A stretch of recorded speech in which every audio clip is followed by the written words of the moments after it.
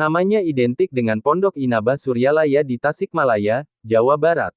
Pondok ini terkenal karena berhasil mengobati para pencandu narkoba dengan nilai-nilai hakiki agama Islam. Tak heran, para petinggi negeri ini, seperti Soeharto, Megawati, Yusuf Kala, dan SBY pernah bersilaturahim untuk menemui tokoh yang pernah ikut memperjuangkan kemerdekaan dan menumpas gerombolan DITII bersama prajurit TNI ini. Kiai Haji Ahmad Sohibul Wafa Tajul Arifin atau yang akrab disapa Aba Anom lahir pada tanggal 1 Januari tahun 1915 di Kampung Godebah, Desa Tanjung Kerta, Kecamatan Pegerageng, Tasikmalaya.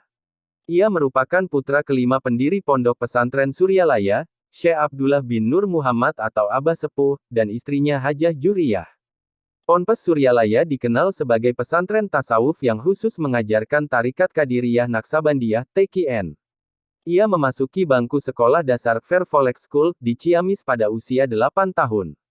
5 tahun kemudian, ia melanjutkan ke Madrasah Sanawiyah di kota yang sama. Lulus dari Sanawiyah, ia mendalami ilmu agama Islam secara lebih khusus di berbagai pesantren. Tak heran, jika ia keluar masuk banyak pesantren di sekitar Jawa Barat. Ilmu-ilmu Islam secara khusus mulai dipelajari Aba Anom pada 1930. Ia berguru dengan berpindah-pindah pondok pesantren di sekitar Jawa Barat. Ilmu fikih ia pelajari dari seorang kiai di pesantren Cicariang, Cianjur. Ilmu nahwu, sorof, dan balago ia pelajari di pesantren Jambudipa, Cianjur. Dari pesantren Jambudipa, Aba Anom melanjutkan perantauannya dalam menimba ilmu ke pesantren Gentur Asuhan Ajengan Syatibi. Pesantren yang disebut terakhir juga berada di Cianjur. Pada 1937, Aba Anom nyantri di pesantren Cirengas, Cimelati, Sukabumi. Di pesantren inilah, Aba Anom mempelajari berbagai hal tentang manajerial dan kepemimpinan, termasuk pengelolaan pesantren. Pendidikan Aba Anom tidak berhenti di sini. Kali ini, giliran pesantren Citengah, Panjalu, disambanginya. Di pesantren pimpinan Haji Junaedi itu, ia memperdalam ilmu agama dan ilmu silat. Tahun berikutnya, 1938, Aba Anom menunaikan ibadah haji. Seperti ulama Indonesia lainnya, ia pun tak hanya berhaji selama di Tanah Suci, tapi juga menimba ilmu. Di sana, ia memperdalam ilmu tasawuf dan tarekat selama 7 bulan pada Syekh Romli asal Garut yang bermukim di Jabal Gubais, Makkah. Di masa berikutnya, Abah Sepuh memerintahkan Aba Anom untuk melaksanakan riyadoh dan ziarah ke makam para wali.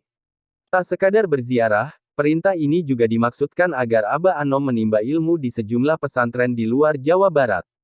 Melaksanakan perintah itu, Aba Anom berguru di pesantren Kaliwungu, Kendala, Jawa Tengah, juga di pesantren Bangkalan, Madura.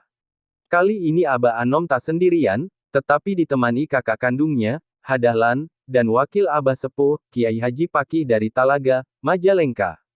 Kegemarannya menuntut ilmu menyebabkan Aba Anom menguasai berbagai macam ilmu keislaman pada usia relatif muda. Didukung dengan ketertarikannya pada dunia pesantren, mendorong sang ayah untuk mengajarinya zikir TQN. Karenanya, dalam usia relatif muda, ia telah menjadi wakil talqin ayahnya. Dan bisa jadi sejak itu pula, ia dikenal sebagai Aba Anom. Ia resmi menjadi mursyid pembimbing TQN di pesantren Suryalaya sejak 1950. Tak lari ke gunung. Mengenai eksistensi tasawuf dalam Islam, Aba Anom berpendapat, tasawuf tidak hanya produk asli Islam, tapi ia telah berhasil mengembalikan umat Islam kepada keaslian agamanya dalam kurun-kurun tertentu. Semasa hidupnya, Aba Anom dikenal luas sebagai ulama yang memiliki pemikiran tasawuf berbeda. Tasawuf yang dipahami Aba Anom bukanlah tasawuf yang cenderung mengabaikan syariah karena mengutamakan zauq rasa. Menurutnya, sufi dan pengamal tarekat tidak boleh meninggalkan ilmu syariah atau ilmu fikih. Sebab, ilmu syariah inilah yang nantinya mengantarkan seorang sufi mencapai derajat makrifat. Jika banyak orang menganggap bahwa seorang sufi cenderung menyendiri dan menjauhi dunia ramai, tak demikian halnya dengan Aba Anom. Ia bukanlah sosok sufi yang lari ke hutan-hutan dan gunung-gunung. Sebaliknya, ia justru akrab dengan berbagai medan kehidupan, mulai dari pertanian sampai pertempuran.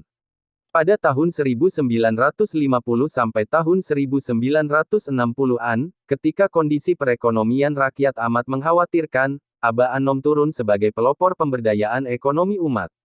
Ia aktif membangun irigasi untuk mengatur pertanian, juga pembangunan kincir angin untuk pembangkit tenaga listrik. Ia juga membuat semacam program swasembada beras di kalangan masyarakat Jawa Barat untuk mengantisipasi krisis pangan. Aktivitas ini menarik perhatian Menteri Kesejahteraan Rakyat waktu itu, Suprayogi, dan Jenderal Ahnas Sution yang kemudian berkunjung dan meninjau kegiatan itu di pesantren Suryalaya. Sebelumnya, pada masa-masa perjuangan kemerdekaan, Aba Anom pun mengambil peran aktif. Ia bersama Brigjen Akil bahu-membahu memulihkan keamanan dan ketertiban di wilayahnya. Pengalaman keluar masuk penjara pun menjadi perkara biasa bagi Aba Anom. Kemudian, ketika pemberontakan PKI meletus 1965, ia bersama para santrinya melakukan perlawanan bersenjata.